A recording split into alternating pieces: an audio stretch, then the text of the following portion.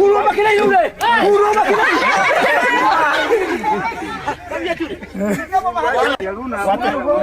Corona hemi tane ulo bane. Habe ta sa mari hum hum ta. Habe ta ko na hum. Ay! Bobisi mara ka ulo. अरे वो हम कर मिले हुए तो मां को भला गया था गाड़ी आवा वो बाकी आ रहा मुझे तो मां इसे में रहा हूं हम में थमा दे उन ओ दीगी सा ले सा फुको ये हां यो हेला वो kita suno ada kita musuh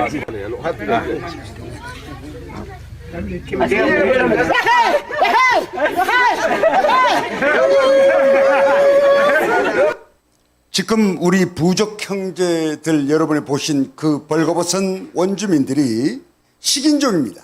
여러분이 아시는 것처럼. 그런데 지금 보신 저 청년들의 90%가 복음을 전하는 제자가 되었습니다. 어느 날 예배를 봅니다. 예배를 볼 때마다 제가 묻는 것이 있어요. 감사의 제목을 나누자고 얘기했습니다. 그랬더니 너도 나도 할 것 없이 손을 들고 감사의 제목을 말합니다. 여자 새로 샀다고 자랑합니다. 감사하죠. 돼지를 잡았다고 자랑합니다. 감사한 일입니다. 새를 잡았다고 말합니다. 밭에서 고구마를 캤는데 가장 큰 고구마를 가졌다고 말합니다. 첫 번째 감사 제목을 얘기할 때는 자기한테 유익한 것만을 말합니다. 지금 이 시대에 비유한다면 인본주의적인 감사입니다. 그것이 틀렸다는 건 아닙니다. 왜? 복음을 모르고 변화되지 않은 인격으로는 결코 바른 감사가 무엇인지를 모르기 때문입니다. 세월이 지납니다. 그들의 감사의 제목이 바뀌기 시작합니다. 그런데 그 감사의 제목을 나누며 시간이 지나갈수록 그들이 가지고 있던 불편한 것들을 감사의 제목으로 변화시키는 놀라운 생각과 기도가 변화가 일어나기 시작합니다. 하나님께서 나에게 태양을 주셔서 내가 집에 있는 동안에 내 밭에 고구마를 키우는 것을 감사로 말합니다. 그리고 6개월 동안 우기가 되면 아무것도 할 수 없습니다. 그런데 하나님께서 비를 내려서 내 고구마에 물을 주어서 내가 잠을 자는 동안에도 하나님은 나의 고구마를 키우신다고 생각합니다. 자, 불편했던 것, 불평으로 말했던 것을 감사의 제목으로 나누기 시작합니다. 그것은 놀라운 변화입니다. 그것뿐만 아닙니다. 그들의 감사는 끊임없이 이루어집니다. 제가 묻습니다. 감사의 제목을 나누는 것에 충분한 시간을 줍니다. 어떨 때는 1시간 동안 나눠요. 그리고 제가 질문합니다. 여러분에게도 질문하는 것입니다. 기도의 제목을 나누자고. 그랬더니 그날을 따라 조용합니다. 한 5분 이상 기다렸어요. 예배 중에 5분은 꽤 긴 시간이에요. 조용하게 있는 것은. 아무도 대답하지 않습니다. 또 기다렸어요. 그랬더니 이내라고 하는 제자가 손을 들며 하는 말, 모든 것을 감사의 제목으로 말하고 나니까 나에게 불편한 것, 내가 아팠을 때 그 아픔을 주신 하나님을 아프기 때문에 예수께 아픈 것을 기도할 수 있는 것을 감사로 나누고 나니까 이 말이에요. 기도 제목이 없어졌어요. 여러분 믿어지십니까? 아무것도 기도가 우리 같지 않아요. 그들의 기도는 심플합니다. 아프지 않게 해주세요. 사냥하게 해서 기름 고기를 먹고 싶으니 먹게 해주십시오. 그렇게 삶과 결부된 기도만은 하는 사람들입니다. 그런데 그들이 기도가 없어졌다는 것이 아니겠습니까? 저는 그 얘기를 듣는 순간에 가슴이 떨려서 더 예배를 진행을 할 수가 없을 정도였어요. 왜? 우리가 주권자 하나님을 지식으로 알고 신뢰하고 믿는다고 배웠지만 삶 속에 그것을 실천하기란 우리는 역부족입니다. 왜냐하면 우리가 죄인이기 때문에 그래요. 그러나 하나님이 우리에게 원하시는 것은 하나님의 절대 주권에 우리가 순종하기를 원하십니다. 그런데 우리의 죄성을 가진 나의 중심, 내 자아 중심으로 살아가는 우리는 결코 하나님의 중심으로 살아갈 능력이 존재하지 않습니다. 그래서 하나님이 우리를 변화시키고자 하는데 우리 부족 형제들이 복음을 듣고 난 다음에 구원받고 난 다음에 모든 것을 다 감사로 말하니까, 다시 말하면 나의 불편한 것도, 나의 질병도, 나의 배고픔도, 그 모든 것이 다 하나님의 주권에 있음을, 그 창조주의 운행에 있음을 고백했을 때 하나님으로부터 더 요구할 것이 없다는 거죠. 왜? 내 고구마도 하나님이 키우시는 것이고, 그 고구마를 주시는 분도 하나님이고, 비를 내려도 뜻이 있고, 태양을 보내도 뜻이 있고, 아플 때는, 질병에 아플 때는 하나님께 찾아 기도하는 그 감격을 누렸다는 것을 그들이 얘기하는 것이었습니다. 그래서 제가 그 부족 형제들에게 그랬어요. 이제 우리의 모든 것을 감사로 표현하고 나니 기도 제목이 없다니, 그러면 오늘은 이런 기도를 하자고 했습니다. 하나님의 이름과 영광을 위하여 구원해 주신 은혜에 감격하는 우리의 같은 죄인에게 성령을 보내셔서 우리를 인도하시는 그 십자가에서 죽으신 예수 그리스도의 공로와 그 부활하신 것이 우리에게 얼만큼 크나큰 은혜며 감격이라는 것을 하나님께 감사드리는 기도만 하자고 했습니다. 저는 그 원주민과 우리의 필요와 우리의 원하는 것을 모두 다 하나님의 주권으로 내려놓고 오직 하나님의 이름과 영광을 위해 기도하는 그 감격을 정글에서 누린 사람입니다. 새벽같이 부족 사람들이 사냥을 한다고 나갑니다. 그래서 그들이 돼지를 먹고 싶다는 기도를 했으면 돼지 잡는 화살을 가지고 가야 되지 않겠습니까? 경험적으로라도. 근데 그들은 경험을 의지합니다. 왜? 대낮에는 멧돼지를 잡을 수가 없다는 걸 상식적으로 경험적으로 알아요. 그렇게 하고 무엇을 가져가냐면 새를 잡는 삼지창, 화살에 3개의 촉이 달려있는 대나무 촉을 3개를 한 거. 그래야만 여기 맞아도 죽고 새가 이렇게 날아다가 날개 맞아도 떨어지고 눈 맞아도 떨어지고 꽁지 맞아도 떨어지니까 삼지창으로 된 화살만을 가지고 정글로 내려갑니다. 그 모습을 보면서 제가 어떤 생각을 했을까요? 저를 발견했어요. 내 모습하고 똑같아요. 나 또한 경험을 의지하는 한계를 가진 죄인이라는 것을 저는 이미 회개하고 있었기 때문에 내 모습을 보는 것 같아요. 경험을 의지하는 거예요. 낮에는 멧돼지를 잡을 수가 없으니까 삼지창을 들고 몇 명이 정글로 돼지를 잡으러 간다고 아침에는 기도해 놓고, 설마 내 기도가 낮에 하나님께서 멧돼지를 잡게 하실까 해가지고 삼지창을 들고 하잖아요. 저도 똑같아요. 나 또한 경험을 의지하죠. 기도하면서 이 죄인은 내 기도해서 보내놓고 내가 무슨 내 기도의 능력이 있다고, 내 기도의 능력을 나에게 주시는 건 아니지만 설마 깨어날까, 병이 고쳐질까 하는 의심이 드는 것이 나의 죄성이에요. 그런데 이들이 화살을 들고 정글로 갑니다. 그런데 대낮에 돼지를 발견해요. 그러니까 어미 돼지는 없고 새끼 돼지를 두고, 얘네들이 다 자기네들도 알아요. 자기가 새끼 낳은 젖 먹이는 곳에다가 새끼를 5마리, 6마리를 낳고 두고는 어미가 먹으러 다녀요. 그래 젖을 주니까. 그러고 나서 그 자리에 와서 또 젖을 먹여요.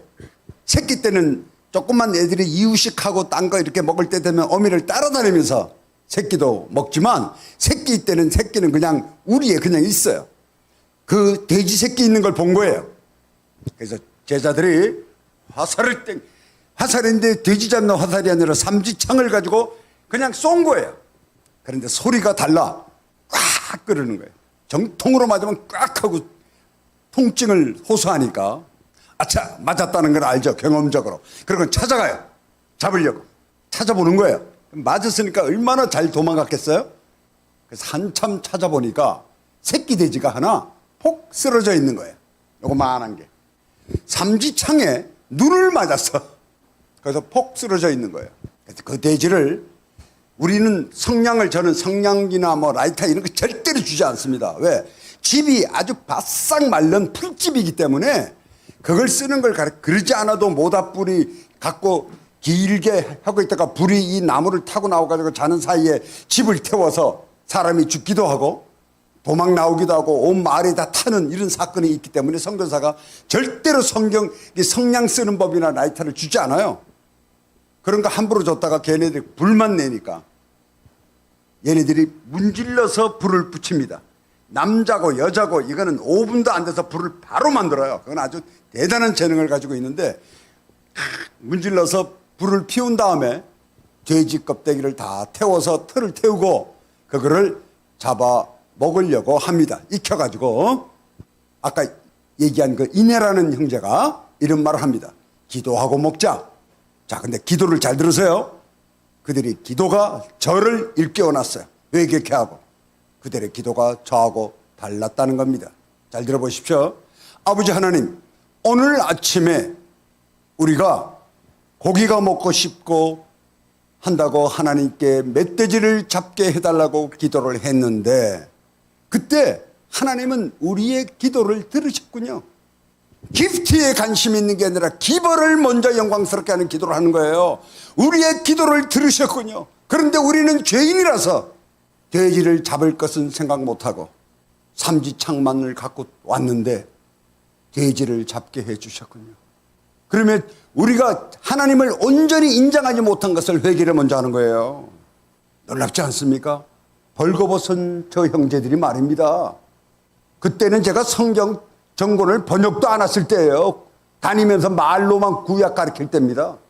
그 얘기하는 거예요. 하나님을 알면 우리의 인식이 변화가 되는 것이 분명해요. 살아계신 하나님과 동행하면 우리의 생각도 바뀝니다. 여러분, 그들이 저렇게 변화가 되었다는 것은 뭘 의미하냐면 오늘의 말씀의 주제예요.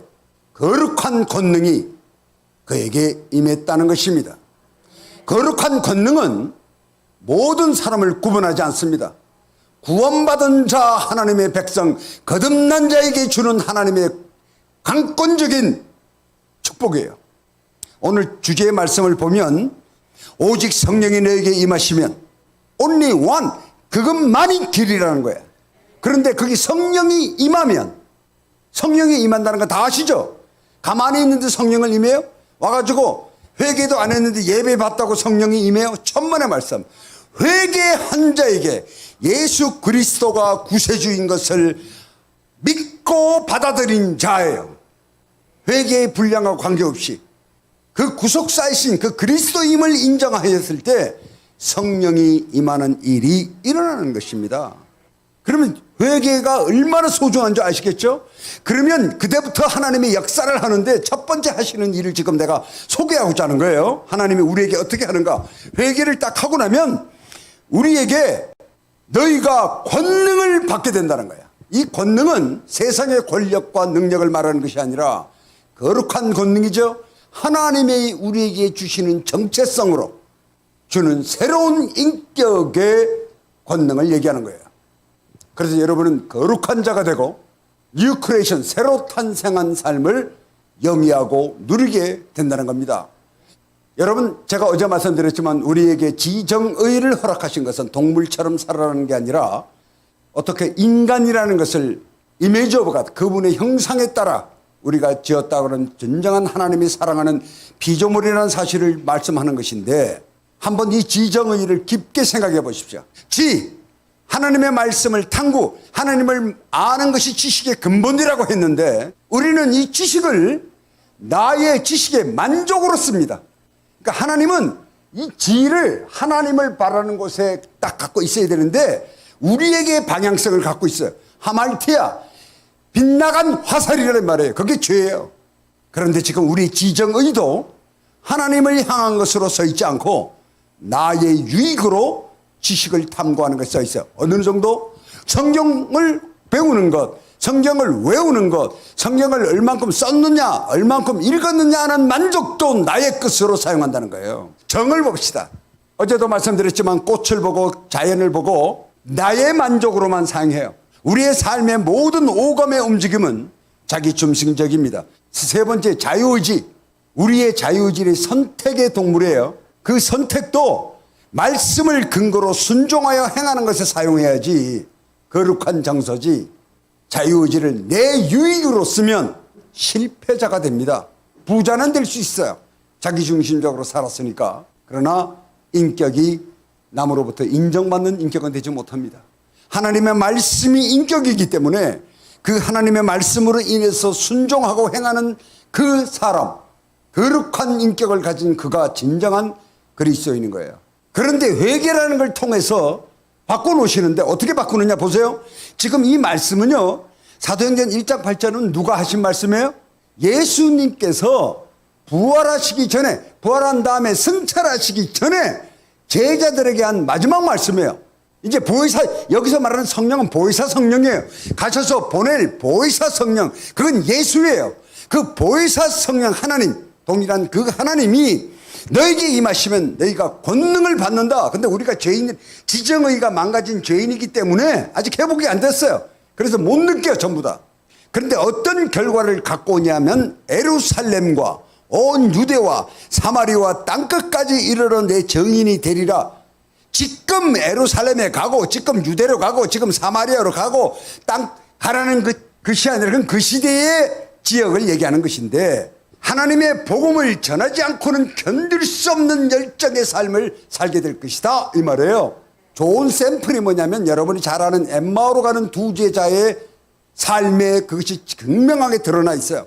구약을 그들에게 하나님께서 예정하신 것들을 다시 기억나게 했어요.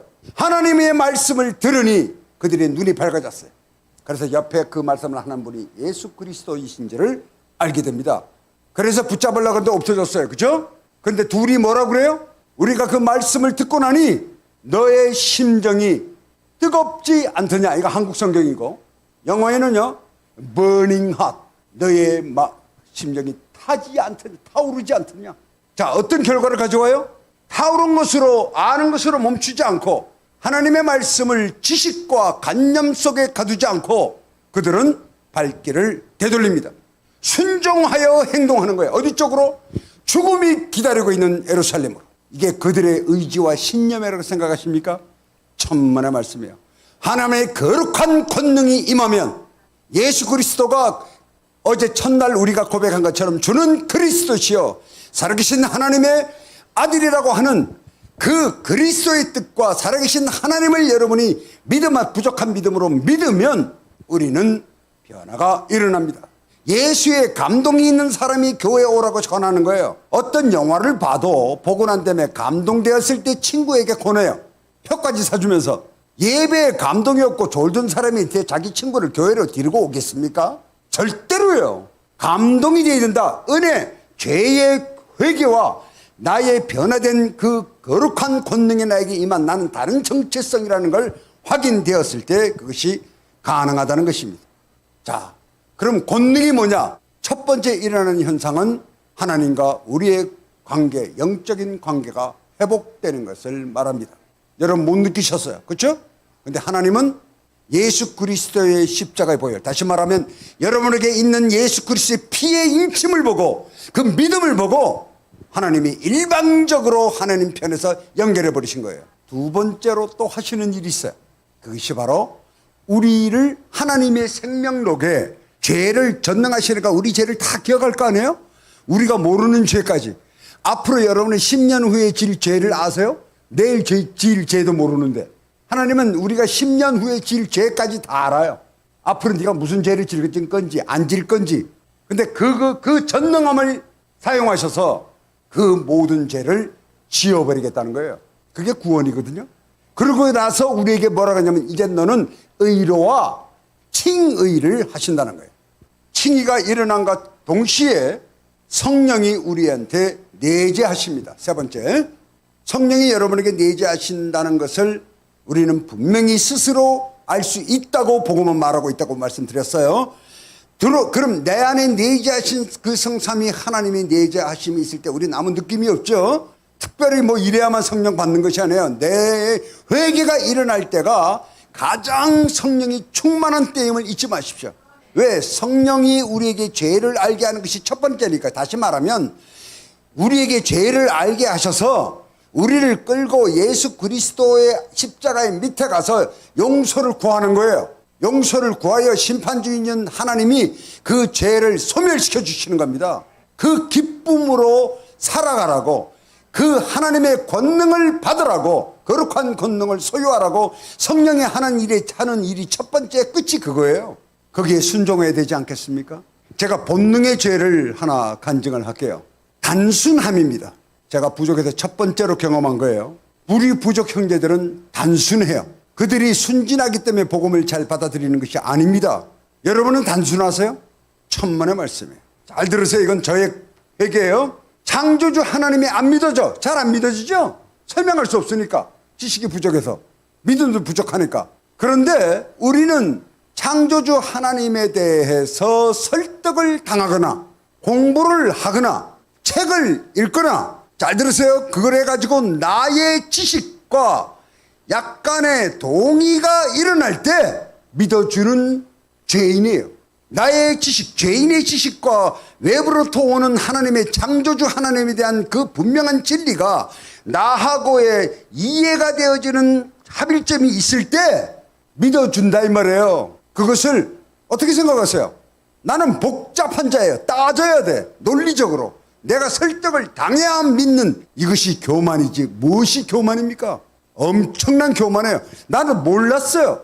하나님을 알고자 하는 지식의 탐구에 당연한 것이라고 생각했어요. 우리 둘이요, 겉으로 보면 멋있고 순하고 그러죠?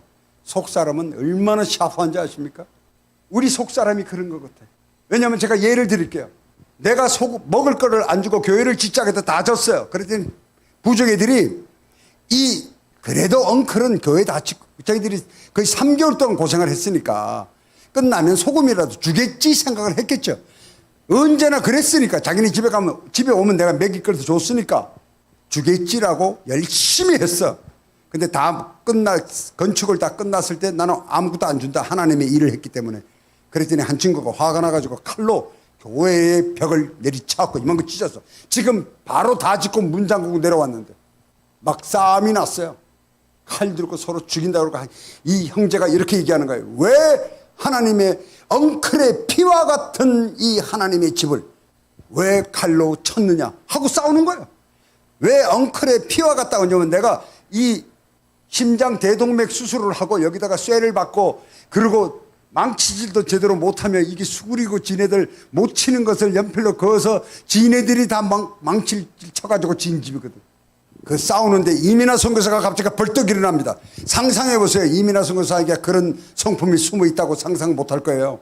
벌떡 일어나더니 나는 저기 앉아가지고 울고 있어요. 화를 내야 되는데 화를 어떻게 내지? 제 평생 처음 경험하는 거예요. 화를 어떻게 내지? 큰 소리를 치나? 옛날 같으면 욕을 했는데 이 선교사가 욕을 할 수는 없고, 제가 부족말도 다 알아요, 욕을. 예? 그래서 그냥 어쩔 수가 없어요. 화내는 법을 잊어버렸어. 그래갖고 울었어요. 그냥 울고 있는 거예요. 그런데 이민아 선교사가 벌떡 일어나더니만 칼로 친 그 원주민에게 손을 딱 대더니 왜 그 칼로 하나님의 집을 쳤느냐?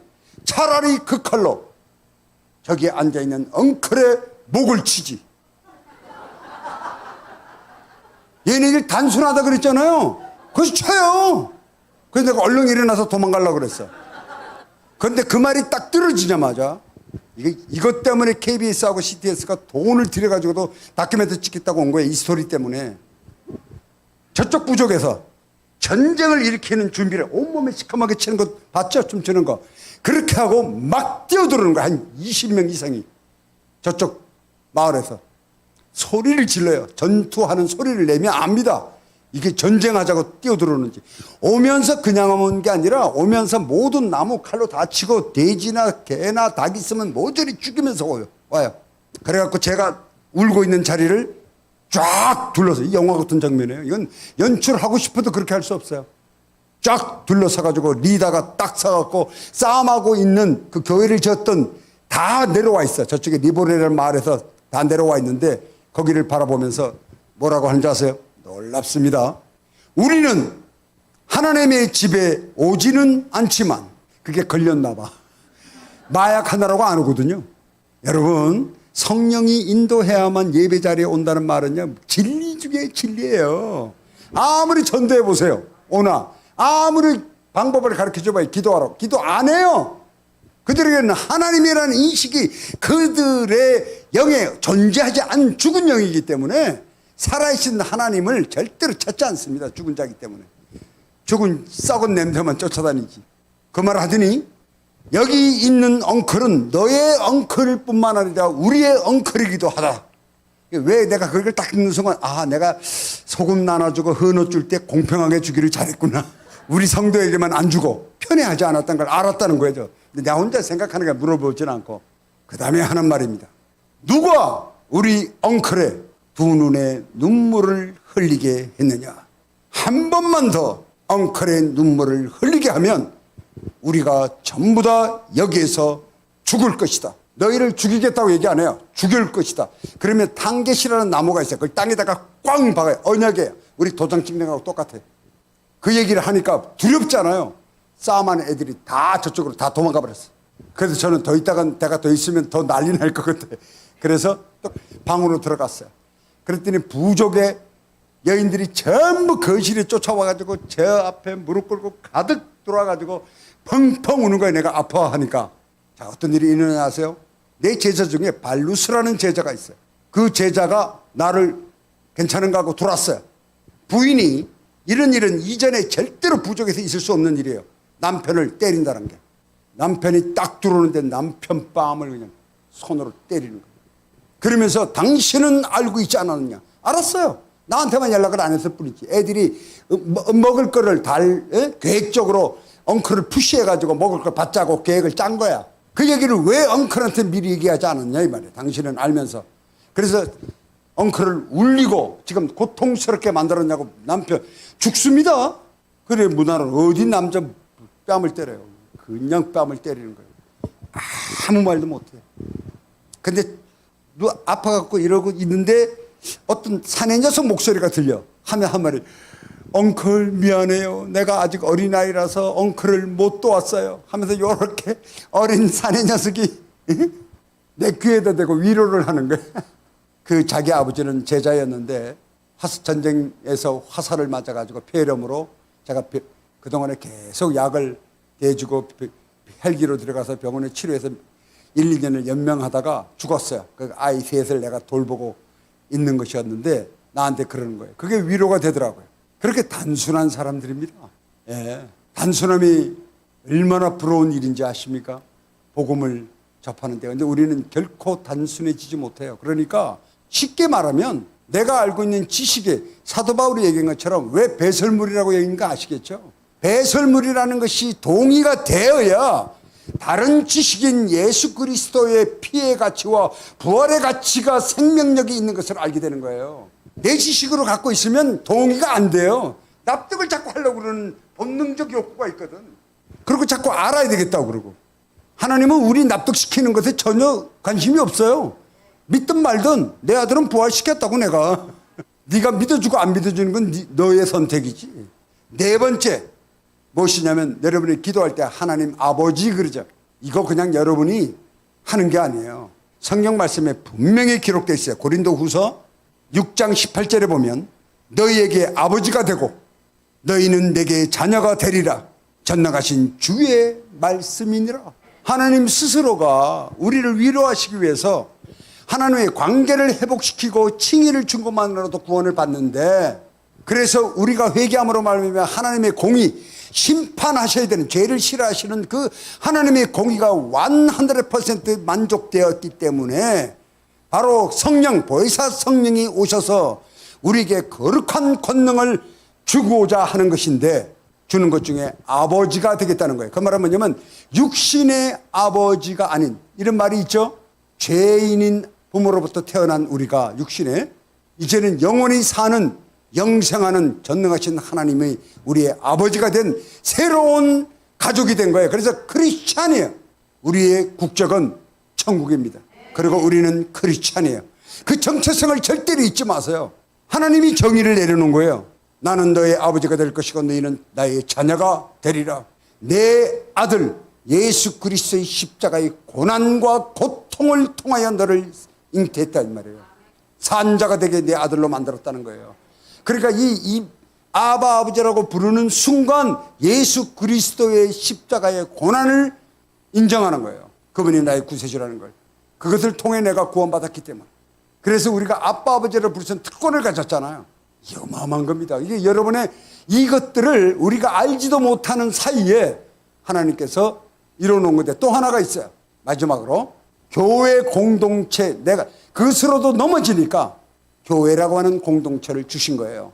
서로 믿음을 유지할 수 있도록 간증하고 권면하고 사랑하고 돕고 기도하고 내 아픔을 나누어 가고 그런 하나의 공동체를 이루어 주님이 오실 때까지 교회 시대를 유지하라는 거예요. 그러니까 사단이 가장 싫어하는 게 뭐예요? 교회예요. 하나님의 계획을 무너뜨려야 되니까. 그 중에 누가 타겟이에요? 목사님이에요. 목사님을 복음으로부터 물러뜨려야 여러분 동시에 다 죽을 테니까. 그래서 목회자가 중요한 겁니다. 여러분이 제가 자랑 하나 해드릴까요? 훌륭한, 그냥 칭찬하는 거 아니에요. 저 웬만하면 칭찬 안 해요. 잘. 훌륭한 복음 안에 깊은 회개와 복음을 아는 목사님과 함께 신앙생활을 하는 것을 축복으로 아십시오. 여러분, 모르는 것은 부끄러운 것이 아니에요. 그렇죠? 그것은 알 수 있는 기회가 있다는 것이니까.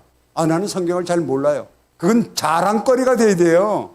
내가 죄가 발견된 것이, 새로운 죄가 발견된 것이 얼마나 감사한지요라는 그 마틴 루터를 본받아야 돼요.